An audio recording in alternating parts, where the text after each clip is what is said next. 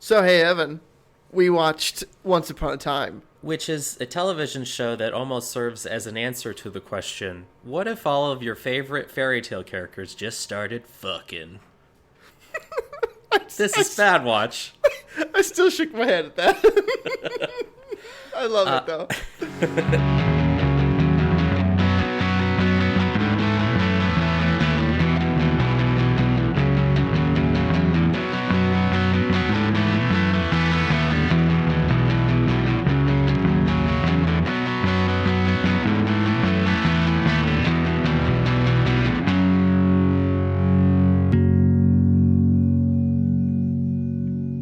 That's Evan. I'm Evan, he's Andy. Woo! We made it. We're going to make it. There is no post. So here we are in the year of our Lord 2019. This episode is coming out in February. We're recording this a few weeks ahead. That's a little peek behind the kimono for you. But yeah, we watched season 2, episode 1 of a little show called Once Upon a Time. Oh, God. And I think this episode was called Broken. Yes, Broken. Yes, it was. There was a whole note on the screen that showed us the name of the name of the episode. Yeah, that's right. There was a man at the beginning who got a postcard. So this show, I wanted to watch it mostly because I have heard that it's like went on for 7 seasons. I think it finally I don't know how. ended. I don't know how. I think it finally ended, but it was on for so long, and I know that Disney bought it at some point or was involved throughout, perhaps. And They have to have been. It's their IP, right? It's all their people's. is it all of them? Because some of them are Disney and some of them are just like Rumplestiltskin, which I don't think they have cornered the market on. Right, but Mulan was Yeah, there, that's true. Mulan. and you were there, and you were there. She doesn't even go here. But yeah, they were involved, and I guess they just kept it going. This is what I've heard. They just kept it going so they could keep introducing more of their animated characters as live action people on the show. I had never really heard of this show. I remember, which I think is a blessing. I remember Frozen had been out for like a day, and then I heard that Ilsa was already on Once Upon a Time, and I was like, does she sing? I was like, what's happening?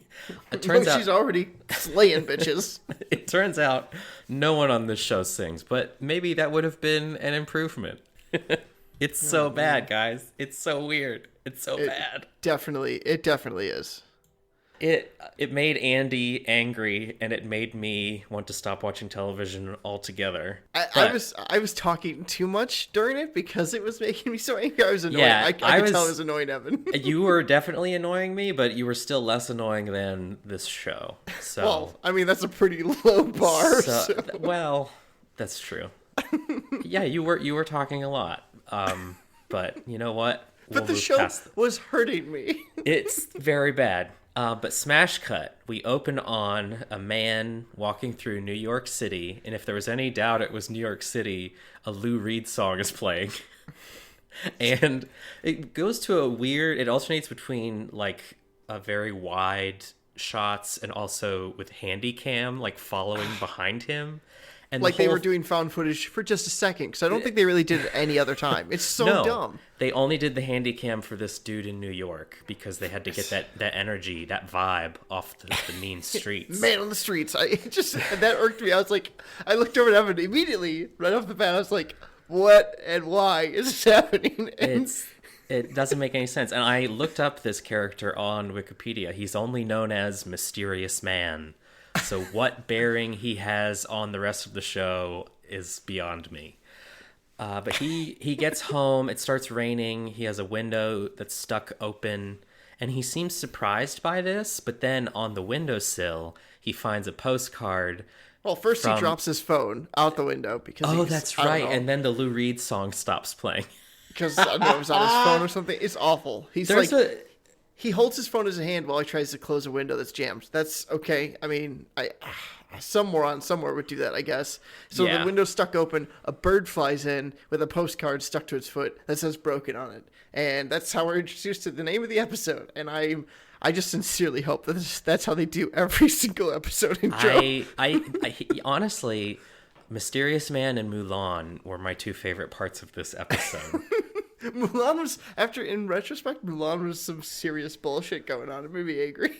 Well, we'll get to that. But so then we leave New York for a poorly computer-generated fantasy land where All the CGI is terrible.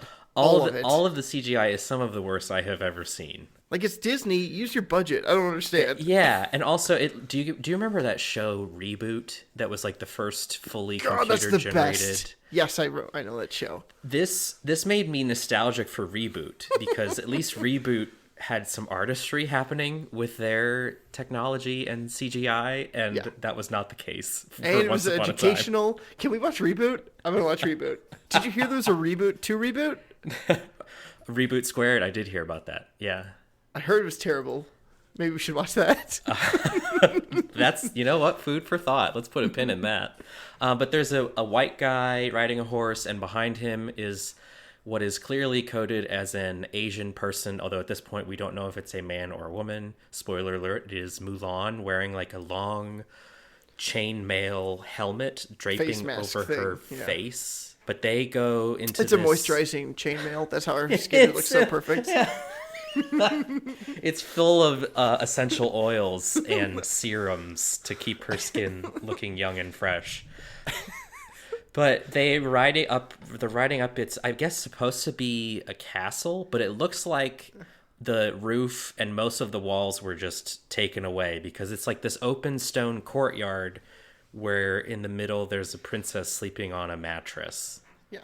And was that Sleeping Beauty? I don't know, but I feel I was so confused on who this woman was throughout the entire episode. That's the question. So we watched some bad shows, and we start in season 2, and that's a lot of fun. Usually though, there's a little bit of a recap. The show just plunges right in. They were like, you were only. I think the writers knew. They're like, you're only watching this if you're a diehard fan. No one's gonna jump into this because it's bullshit.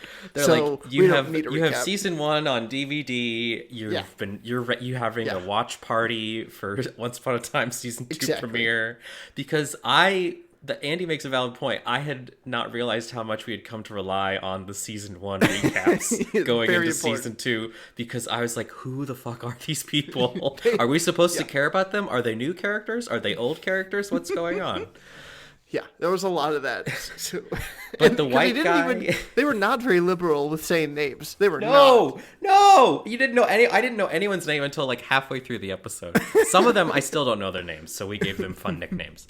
But the white guy kisses the princess, and she wakes up, and she's like, what happened? Where's the castle? Well, it's so weird, too, because right before this, he says to Mulan, when she wakes up, we tell her everything. And then she wakes up, and he's like, I know you have lots of questions, but just chill for a fucking second, okay? Yeah, it's kind of absurd. It's so silly, and Mulan's sort of the third wheel at this point, and she is wandering around this large castle. Well, they're just in a courtyard. It's a big courtyard. But the other part is like everything's like so like in the first season, based on the exposition that we get from Handsome Duder, we understand that a lot of changes have happened in a year. In a year, like the lands have been destroyed, and like people have been shuffled off this mortal coil into real world mortal coil. I'm not even really fully certain, but it's sort of a confused mishmash. And he's just like, no, it's fine, everything's fine. And she's like, okay, I love you. Yeah, so he answers none of her questions despite saying that he would do so. Mulan is wandering around the courtyard, and I guess she hears something, and then all of a sudden, out from the bottom of the ground in the courtyard, there's a Harry Potter looking Dementor, one of those soul sucking dudes with the hoods. And this one has some bling. It's wearing a necklace. the prince, I don't remember what happened to Mulan. She like fell down or something, and so She got sleepy. She needed a nap. handsome boy runs up, and he's just the Dementor is like flying like 10 feet above him, It's and he's really, again, jumping bad up. CGI. He's jumping up and slashing his sword at him. Like, it's not even very like this thing bursts through the ground, right? And it's like it's not even really attacking them. Like, this is just a guy out for a stroll. He just bumbled through a wall, and he's being assaulted by some rando. It's really uncouth. It's not very prince-like behavior. It's Yeah, really we learn later that the Dementor is as confused as Andy and I were at this point because it was in the normal world and wound up in the fantasy place. Yeah, they reveal that at the end, and it's also awful. Yeah, but the prince cuts off the Dementor's necklace and he picks it up. In this wild thrashing with the sword, he strikes only the necklace. Despite the sword being, 5 feet too short, he manages to cut the necklace off, picks it up. The Dementor flies away. The princess and Mulan are like, oh, dang. And then we cut to Storybrooke, Maine. Well, so one thing I noticed before the quick cut here. Okay. He picks up the necklace that's dropped, and he doesn't hold it like a normal, okay, so it's like, if it was a coin, you'd like put it on your hand to maybe look at it. It's like on a chain. True. So he picks up the necklace, and then he puts it, with his other hand, he puts the sword away, I guess. With his other hand, takes it, and then puts it directly on his palm. It's like, no one would handle it that way. It's and this very is important awkward. for later, but it's like, why? What are you doing, bro? It's like he's never seen a necklace before, and he's unsure just what it is, how to handle it. And he definitely holds on to it there for a while. There's a long... I wasn't clear if we were supposed to recognize the symbol on the amulet, but there's a long shot of it, and then you're just like, okay, now we're in Storybrooke, Maine. And and there's purple haze. Purple haze, all in my brain. Or no, purple haze in Storybrooke, Maine. There's people running around, and everyone is super confused. Everyone's very confused, just like Andy and myself. They're all like, oh, my people, I found them. They're all audience surrogates at this point, and the purple haze lifts, and there's a man and a woman embracing in the middle of the street. And it turns out this is Snow White, and I guess Prince Charming. Was that her dude? The princess never really mattered in the stories. Yeah, it's all about the ladies, which I will give credit to this show. It is, again, all about the ladies. But they're embracing, and it's Snow White and her beau, paramour, whatever. And all these, they meet up with the 7 dwarves. Who were just a bunch of shorter men with one Asian dwarf. But I was like, they couldn't get a shorter black man. I was like, you just wanted a partial diversity on the cast there. There's one Asian dwarf. There's one dwarf in a suit who sneezes. There's one dwarf who's a mechanic. And there's one dwarf in the back who never speaks, and he's wearing a purple beanie.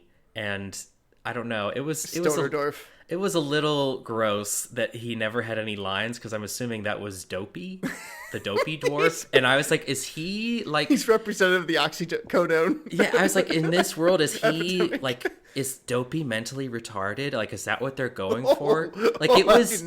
It was really uncomfortable for me. I was like, I did not pick up on that. And they could have solved it just by giving him one line and having him speak like a normal person. But he's just in the background wearing child's clothes, and he's a full-grown man, albeit a little short. So that made me really uncomfortable. You know what? I think he's got to be the stoner dwarf. I think it has to be that. He's just stoned. Or a hippie, maybe. Some mixture of those two. He was wearing that hat, though. They were trying for diversity, I guess. Maybe he is. He was the diversity hire of the dwarves.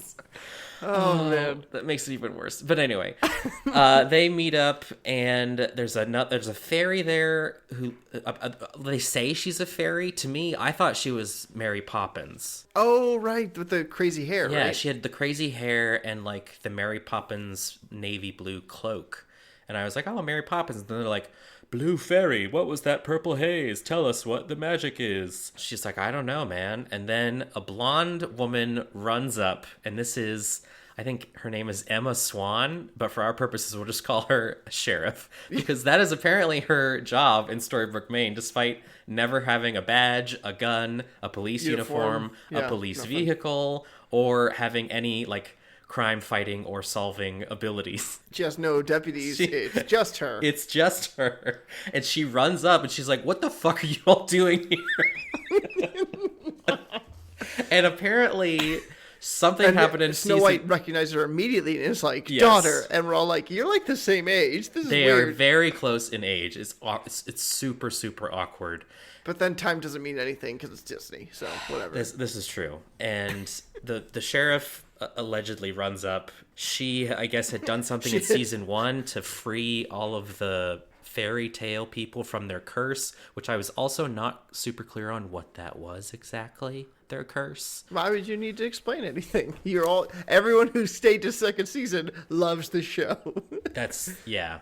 The sheriff, it's worth pointing out, she's wearing a red leather jacket. She's supposed to be 28 years old. She looks at least 10 years older and has some of the worst... She's got some lines up on her forehead. She has some of the worst hair extensions I have ever seen in real life or on a television show. They're just very, very bad.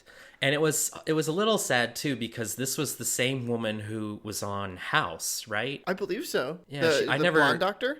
I think she was the blonde doctor, right? She was the blonde doctor who dated the other blonde doctor and worked with House MD. A show I didn't watch, but I would be willing to bet is much better. I enjoyed that show with her, and she did great. But yeah, it's... And after you point out the hair extensions, like I don't. It's the only thing you can notice about her after that. I'm generally like, I didn't think I was that just perceptive, but they pointed that out, and then all I could think about was just like, oh, why? They're just hanging there, and it's like they look so sad. They're like, please comb us. But then we're still in Storybrooke, Maine, real place, and Belle is talking to a weaselly looking gentleman with a gold tooth. Because we cut away too. Yes, we cut to these people, and Goldtooth and Belle are talking, and I guess he has just gotten her out of a well where she had been kidnapped or something. Regina put her there. Yeah, Regina, Maleficent. They mentioned Regina, and Regina is Maleficent. I think she should have stuck with Maleficent. That's a way better name. Yeah, but it's unclear to me. Like, apparently, Belle says, Regina kidnapped me for 28 years. And I was like, and you were in a well this whole time? I was like, are you the little girl from The Ring? Like, what's going on? She had black hair. It was long. There you go. Yeah, she had long, dark hair. And Goldtooth is like, oh, Regina. And then she's like, promise me you won't use your hate to kill her or something like that. And he's like, oh, I promise. But he doesn't. He lies. He's Rumpelstiltskin. He's mother effing Rumpelstiltskin. We learn momentarily that he is Rumpelstiltskin. And I believe it's in one of these scenes where Belle and Rumpelstiltskin are talking. I think she calls him Rumple. And they're also lovers, which is very creepy because he looks old enough to be her father, and they full on make out when she gets out of the well. It is gross. It is full on gross. I get that we're not supposed to like Rumpelstiltskin, but they could have. There's a lot of man meat around here. They could have just picked anyone better. It was like I was so convinced that they were like he was her father, and that was why he was so happy to see her after 28 years, and then they kissed. And it was like that scene in Ferris Bueller's Day Off where he's like, do you have a kiss for daddy? And they make out in front of the principal. Except instead of being funny, it was just like, oh. Yeah, no, we were both pulling faces at that. It was, he's just a gross individual. But she calls him Rumple, which I noticed. And I just, when they're doing it, she calls him Rump. Get that rump. She's like, Rump, take me. She probably squeezes his butt as he walks by in the kitchen when they're preparing dinner, and she's like, "I'm gonna give me some of that rump." Then again, maybe their sex life is terrible because he's so old and they don't have Viagra in Storybrooke. Stop it! I need you to stop it. We need to stop this fantasy inside the fantasy. It's terrible. Also, we cut back to the middle of the street where the sheriff is talking with her parents, and she's like, "I need to get used to the fact that I found my parents because that's who I was looking for so long." And then a redheaded dude runs up, and there's like a trail of villagers behind him, and they're like, there's a riot. People figured out that the purple haze was magic, and they're going to kill Regina. And Regina is in her very nice house, and they all go there, and she tries to cast a spell on one of the dudes who wants to kill her, but the spell doesn't happen. The sheriff comes in and is like, break it up, blah, blah, blah. We won't kill her, won't stoop to her level, dot, dot, dot. Oh, goody two-shoes. Yeah. You have no deputies to kill her anyways. Yeah, and then everyone's fine. There's, very low stakes in this show. Back in Fantasy Place, the prince picks up he looks at his hand or something. He and the princess, who I was never sure who it was, they're making out, and he sees his hand, and the mark on the amulet is now burned into his left palm. But he didn't feel it at any point. Yeah, Didn't say anything. He apparently feels fine, but he's marked. But he's got like this massive scar on his hand. Yeah, and so he then runs away from Mulan and the princess. Well, no, he says we need to leave, and they all pack up and leave, and head out to go like into, I don't even know, like there was no, like they didn't have a plan to go anywhere. They're like, let's just go in the woods. The woods are safe. Yeah, they don't have a destination in mind, and you later learn that everything in the Fantasy Place was like destroyed, but there is, I guess, a safe haven somewhere. I guess they sort of headed there for like a second. Yeah, but anyway. And they set up camp, and it's like night's falling, but in the meantime we cut back to Rumplestiltskin, because he's got the same necklace. Bum, bum, bum. And I think he's handling it with gloves. Yeah, if I'm correct. He's got gloves, and then because Sheriff Girl put Regina in jail. Which, why did she put Regina in jail? Because as far as I was concerned, she was the victim of that whole riot. Well, quote unquote. But she did done wrong, and so she was putting her there to protect her. What from did the she villagers. do? Magics. She did magic. Magic. She attacked the darkness. I don't know. So yeah, Regina's in jail. Goldtooth comes in, and he presses the necklace into her hand, and she's like, no.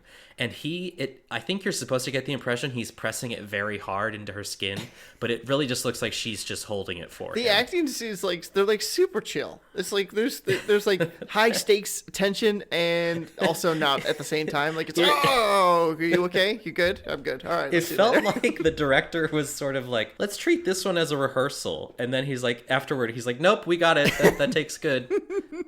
And then all the actors really like, oh, cool. It's like, he like runs up. He walks up with his cane and like does the whole thing, and she's like licking her hand all aghast, and sort of also like, okay, well, this is my life, whatever. Like, and he just walks away like grinning. He's really excited. This is also around the time we meet the boy with two moms. Yeah, You've heard of the beast with two backs, but have you heard of the boy with two moms? I mean, that was so weird. Like, what was that actually? It was like that's an excellent question, but he runs up to the sheriff at one point, and he's like, Mom, you have to protect Regina so they can't hurt her. And she's like, you really want me to protect your mom or something? Yeah, and he's it was so confusing. And so he thinks of both Regina and Sheriff as his mom. So maybe Sheriff adopted him? I think so. It's unclear. He's like, but who's know, boning 10? down with Maleficent? That's not a good move. I feel like Maleficent is powerful enough that she could just have reproduced asexually. But she chose a little boy then?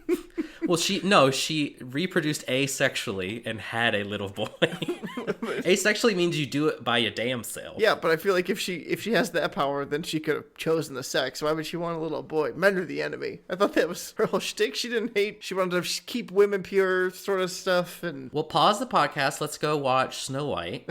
I don't remember that at all, I guess. And we're back. We learned nothing. Post. Okay. We need to fix it all in post. The boy with two moms. He's around. That's all you really need to know. And whiny. Pretty boy has gangrene hand. Around this time, you do learn in the Fantasy Place that the soldier traveling with Pretty Boy is Mulan, because she takes off her moisturizing helmet and +1 to moisturizing AC helmet. +1 to moisturize. And I actually learned something really interesting about the actress who plays Mulan, and that is she got her start on Real World San Diego. Oh boy. And then She's got those parlayed acting that chops. somehow into an acting career. And honestly, to her credit, she was not the worst actor on this program. She was not. Oh, so She was, I would...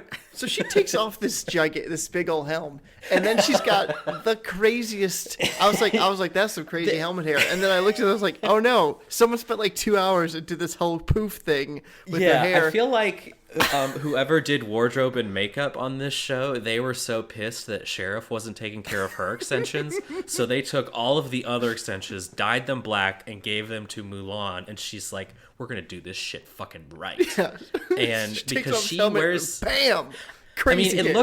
It looks like her real hair, although if that were the case, it would weigh like 10 pounds. It was a lot going on. It's a lot of hair all wrapped up around. But she and the princess are talking because the pretty boy has run off because he knows that because he touched the necklace, he has been marked as the Dementor's victim. Yeah, he told them he was getting firewood, or told the princess he was getting firewood. She went out and saw Mulan making a fire and was like, what? That's right. And Mulan is like, you are so dumb. Actually, she doesn't have a crazy, she doesn't have a like Chinese or Asian accent at all. But she's just American. Yeah. And it's also weird that Mulan didn't notice that the horses were gone, because I think the princess is actually the one who notices that. Yeah, it's really like Mulan. I when they revealed that it was in fact Mulan escorting the handsome prince fella, I was like, yes, I love Mulan. She's one of my favorite characters. I can watch Mulan 16 times in a row, no problem. I love that movie. Yeah. She's awful.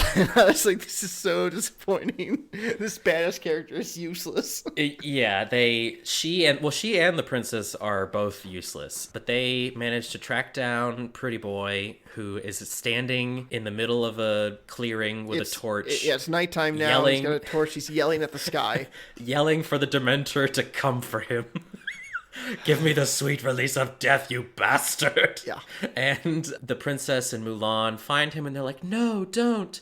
And sure enough, the Dementor shows up and sucks out his soul in some more bad CGI. Like 2 seconds. The Dementor's hand comes up, and he's like, sloop, and that's really that. Yeah, slurps him up like I drank your milkshake. Drainage! Then the princess and Mulan, they're like... Yeah, very sad. The princess says, I think you loved him too, didn't you? And Mulan's like, we fought many battles together, nothing more. And it's like, oh, there was unrequited stuff happening there. They boned down once or twice. It got lonely and cold in the trenches, I'm willing to bet, at a certain point. I'm trying to think of something tied to Trenchfoot, and then I don't want to. Oh.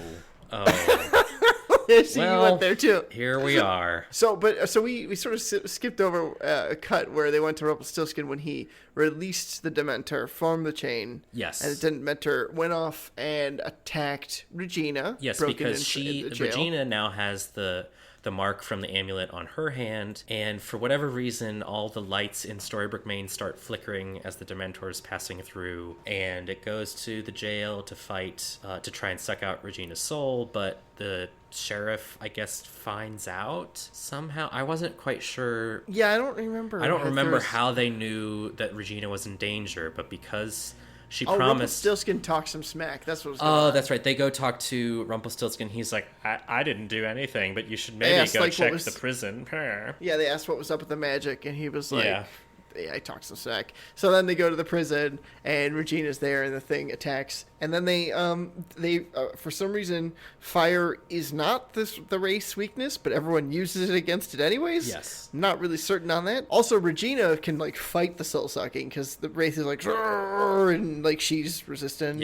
Somehow. Yep. So that's a cool ability. I think the takeaway I got from that was that the pretty boy prince was just such a wimp, because like the Dementor sucks out his soul in 2 seconds flat, whereas Regina, it's like this whole minutes long saga saga, and then he doesn't even finish, and Regina's like, how did they scare it off with just she grabbed a can of like an aerosol can that's and right. lit a lighter, and they did CGI, and it looked really terrible, and that apparently was enough to drive off the Wraith. Yes. So it ran away. So the Wraith goes away, and then they agree that because Regina is still marked and there's no way to get rid of it, they have to get ready to fight it when it comes back. And so Regina gets out this massive leather case and then pulls out this ugly top hat, and she's so they're go actually like into a courtroom, and so there's it's like a courtroom layout, and they're like waiting for this Wraith to come from the far end of the courtroom, not through any of the other windows, because it does fly. Snow White and Daddy Prince,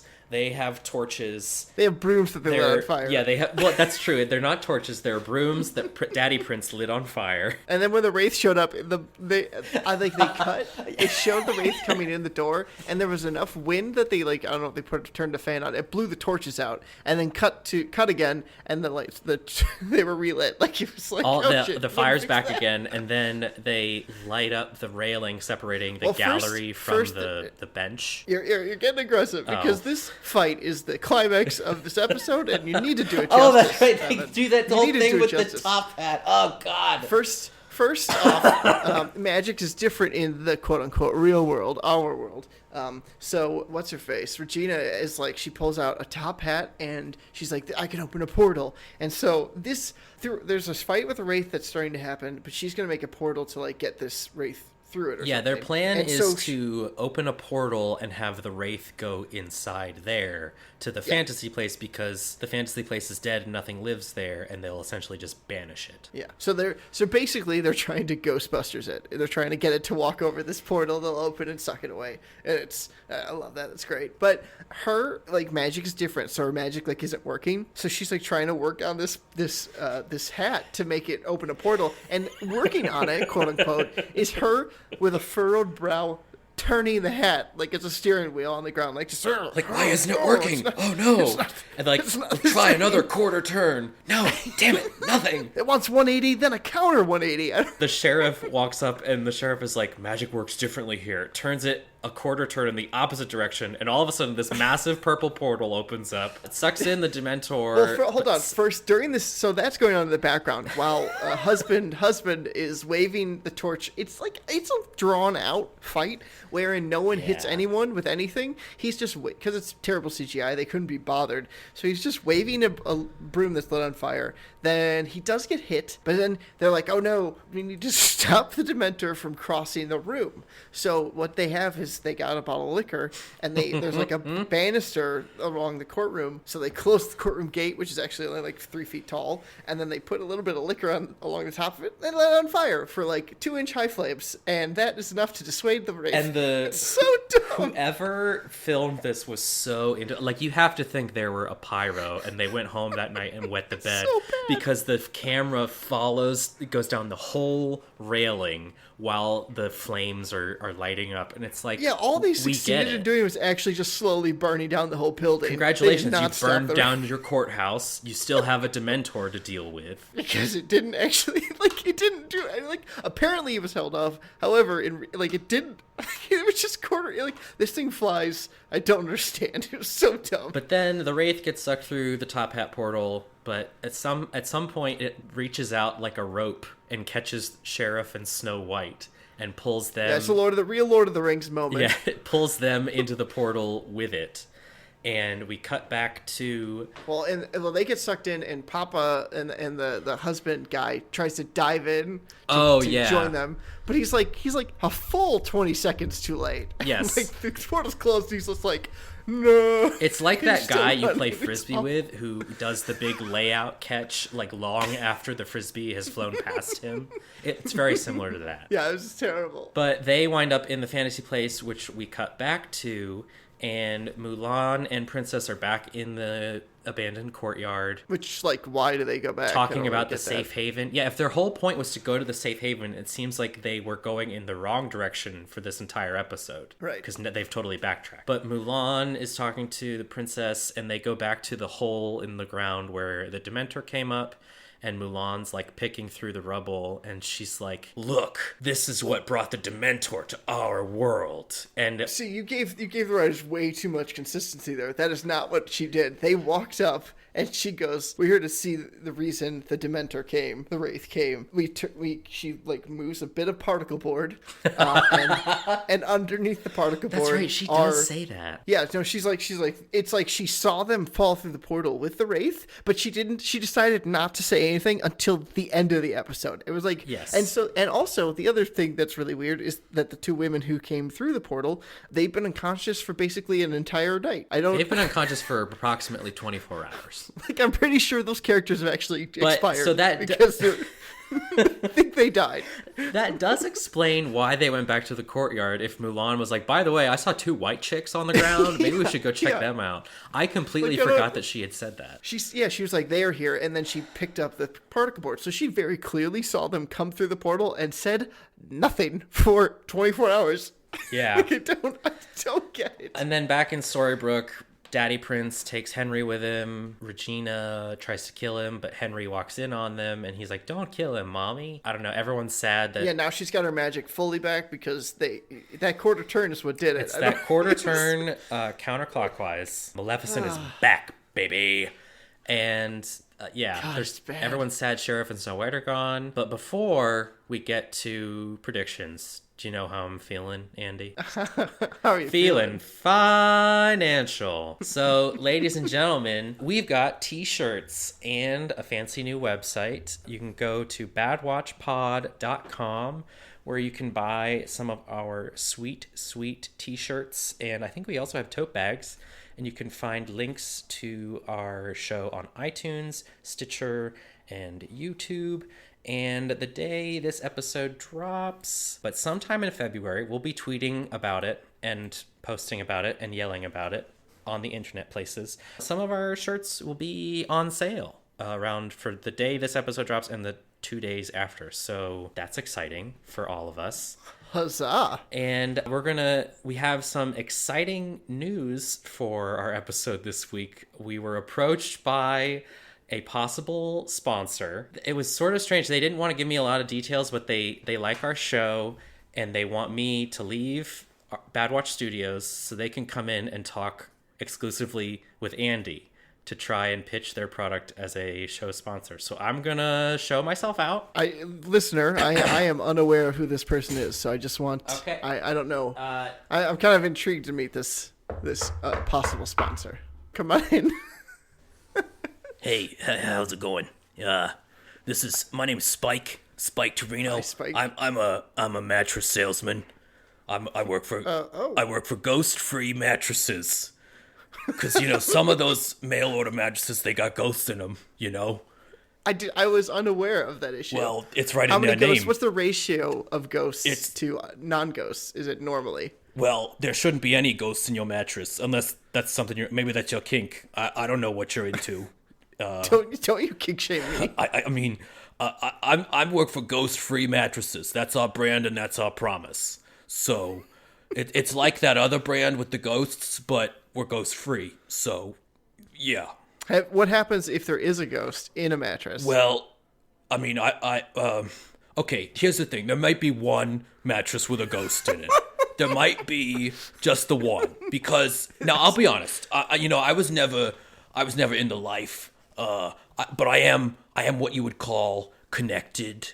Do you know what I mean? To like a medium or? No, you fuck up. Not to a medium. To the mob. You dumb shit. The ghost mob or the regular mob? There's only one. Doesn't matter. They probably got ghosts too, but I'm talking real flesh and blood Italian mafiosos. Are crazy. Okay. So I'm connected, and I work for Ghost Free Mattresses, and my side piece. Well, she's my main piece. I don't have another piece. She's my piece. Her name is Maud. Maud had a main piece. Maud had a main piece because she was married to Harold, and I didn't say anything because I'm just a side piece. What are you gonna do? And she says, I thought you were a sponsor. Well, okay, here's the thing. I'm just telling you what could happen if there's a ghost. There aren't though in our mattresses, ghost-free mattresses. But in Maud's mattress, there might be, because she was saying, sometimes I wish I didn't have to deal with Harold. And I said, oh, okay. And, that little light bulb turned on over my head. And so I knows a guy. And I goes to my guy and I says, listen, I need you to take care of something for me. And, he goes and he's like, what do you want me to do? And I was like, well, no one's going to put this podcast in a fucking court or whatever. But, okay, we, Harold is now her late husband. And we made him late. Do you get what I'm saying? He did not arrive. He's not going to arrive? Yeah, okay. Yeah, I guess he has arrived in the afterlife. And if you arrive there on time, I don't know. I don't know how that works. But is he in the mattress now? Well, here's the thing. So the guy I knows a guy. He's like, Harold kind of put up a fight. That sleazy bastard. He says, I don't want to get my hands dirty. And he meant literally, because metaphorically his hands were already very dirty. But he's like, I don't want to deal with all this blood. And you better get over here before Maud gets home and finds all this blood and no husband. And I was like, oh shit, I don't want Maud to go to jail. So I go over there and I pick up the body, I clean up the blood. And what do I do? I'm not I'm connected, but I'm not a guy, And I'm a guy, but I'm not a guy, And so I do not, but continue. So I takes the body and I just goes to Free Mattresses. And we had this foam chopper. It's memory foam. It's beautiful. It's gorgeous memory foam. It molds to your body like a cocoon of, it molds to anybody. A cocoon of sexy dreams. And so I throw Harold in the foam chopper. I cleaned it out afterward. Don't worry. It's fine. I feel like every mattress is now going to have a little bit of Harold Ghost in it. Because most of Harold ended up in a mattress I gave to Maud. And I was over there one night. I don't live with her yet. I don't know what that's all about. But maybe the trust is gone. I don't know. I'm still a side piece, and she's living the single life. What the fuck? But I love her, sweet Maud. She's my girl. But I was over there one night, and she says, sometimes Spike, when you're not here, I kind of miss Harold. And I looks at her because we're on the mattress. We're knocking kinky boots night times.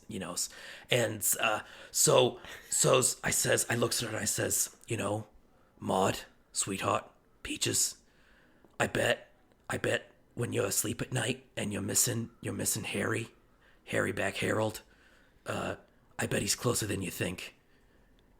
And then I went home because she didn't want me to sleep over. So not after that. So frankly, I haven't heard any complaints from Maud about a ghost in her mattress. So even if there is a ghost, it's still a good fucking mattress. Thank you. My name is Spike Torino for Ghost Free Mattresses. That's our brand. That's our promise. Okay, and enjoy your little show here, Andrew. Yeah. Okay. Bye. Thank you. That was wonderful. So how'd that go? He sort of ran out of here. He's a rather intense young gentleman. And see, you thought he was young. That's funny. He had sort of a gruff voice, so I was thinking he was an older fellow, but he's been smoking since he was 12. You missed that pot. He's been smoking a pack a day since before he was doing puberty. Mm-hmm. But puberty's been done. He's arrived. So yeah. That's. I don't know if we should accept their sponsorship. That man confessed to murder on our podcast. Really? That's wow. I don't know. That seems. You know what they say? All publicity is good publicity. So maybe we could have a spin-off podcast where we solve that murder. It'll be like our true crime spin-off. But anyway, back to Once Upon a Time. Okay. This show... well, why? Can we do something else? So how do you think season 2 ends? And I've given it some thought, and I hope that Mulan is the only character left standing by the end. Rumpelstiltskin... Oh, we have very different projections here. I'm really excited. Rumpelstiltskin is outed as the creepy sexual predator that he is, and... the sheriff finally gets a haircut, so we don't have to look at those extensions anymore. And probably Robin Hood shows up. That'd be sweet. I like Robin Hood. That'd be sweet, yeah. But yeah, that's my prediction for the show. So I have somewhat more broad, arcs. I think I want Mulan to turn into the big bad evil here with Rumpelstiltskin as a minion. And because that would be the only reason Mulan would, not be revealing information that she knew about to her party members. Sorry, everything's in D&D relationship right now in my head. This is true. No, actually, Andy's prediction is much better than mine in terms of what would make sense for the rest of this season. I don't think they're actually they would do that, but I think it'd be really fun to have one of the princesses turn evil and then, I don't know, take out, because Regina is like evil, but I don't know if she's like chaotic or something, but I want Mulan to kick ass and be evil. That'd be fun. Yeah. I think that'd be cool. It's not going to happen, sadly. No, almost assuredly not. But now it's time for Goodwatch. I heard a little bit of Spike in Oh that. my goodness, I don't know what that was. That was not a great intro to this segment. But Andy, do you have a good watch for this week? So I was gonna say this show, this movie that I was thinking about, but I really want a good watch that Evan and I are actually going to be attending next weekend. So this is in January that we're recording this. We're going to go to a Bad Movie Festival. Yeah. And the whole Bad Movie Festival is my good watch. It's called B-Fest. It's at b-fest.com. It's at a university, and we watch 24 hours of terrible movies and make fun of it in a group setting of like 300 people, sort of like MST 3K style. So that's a really good time. And if you guys if any listeners out there have that sort of thing available, you should do it. It's a great time. Yeah, I'm going to be there. Andy's dad will be there. We're probably for sure going to do an episode where we talk about all the crazy stuff we watch at B-Fest. So Stay tuned for that. And Real excited. You have now. I'm looking at our outline for the show. Another peek behind the kimono. You have Tremors. Yeah. Is that? I've seen that years and years ago. It's an amazing movie. It's such a good movie. Enjoyed it's so it. bad. I enjoyed it very bad much. And funny and hilarious and awful. But okay, so over New Year's, I was very sick, and I got sick. No, it was like 6 of the Fast and Furious movies on Blu-ray from the library. And when I started them up, before all of them, there was a trailer for like the 5th Tremors sequel where it's like snowing out, and then there's this guy and he's like, what the hell, the army's got ass blasters? And I was like, what the fuck are ass blasters? And it's like, I guess the Tremors monsters that can fly or something. Mm-hmm. And they like fart motion. It's awesome. So Tremors, everybody, that's Andy's good watch. The first Tremors is so much fun. Highly recommend it. From what I remember, it's a very fun movie. It was actually at B-Fest, I think, last year, and everyone was like, why? But they're not. We weren't, as a crowd, we weren't mad at getting to watch Tremors. It was just not. It's like, everyone's like, this is a great movie, but we'll still have fun with it. My good watch for this week is a television show called Adam Ruins Everything. You can find it on Netflix, and it's manages to be educational and funny. He does episodes on like why airport security actually doesn't do anything. He does another one on why summer vacation is bad. He does another one on how basically all sommeliers and wine experts are full of shit. And it's really, really enjoyable. I actually most recently watched the episode where he ruins marriage. It's actually really good. As someone who is like, marriage seems like a lot. I was like, oh, cool. Now I can show them this episode. I like the one on diamond rings, engagement rings. I like that one. And the De Beers conspiracy. That is, I think, one of their more famous episodes. So that's our show for this week. Don't watch Once Upon a Time unless you're into bad hair extensions, I guess. It's a lot of them. It's a lot. Yeah, and you can find us online at our new website, badwatchpod.com, where you can also find links to our stuff on iTunes, Stitcher, and YouTube. And if you would be so kind, maybe you could head over to iTunes and leave us a nice review. I know that's super annoying as a podcast listener every time someone asks me to do that, but it does make a big difference for whatever reason. Smash that thumbs up. Smash that subscribe. Hit that subscribe. And you can follow me on Twitter at Evan W. Stoner, and you can follow Andy on his way to work. Don't do that. He's Andy. That guy's Evan. And this is Badwatch. Woo! Bye.